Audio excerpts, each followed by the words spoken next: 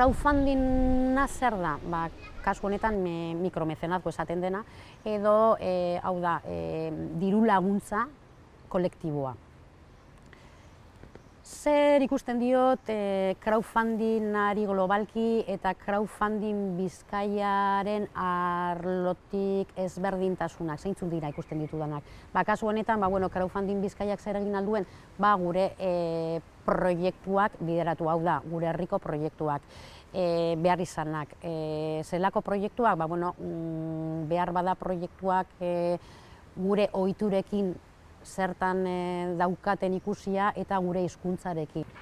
Ziortzatza naiz eta Wikitoki elkar sorkuntzako laborategian lan egiten dut, eta normalean bideratzen ditut proiektuak bai berrikuntza, gizarte berrikuntza arlotik eta bai ekintzailetza arlotik.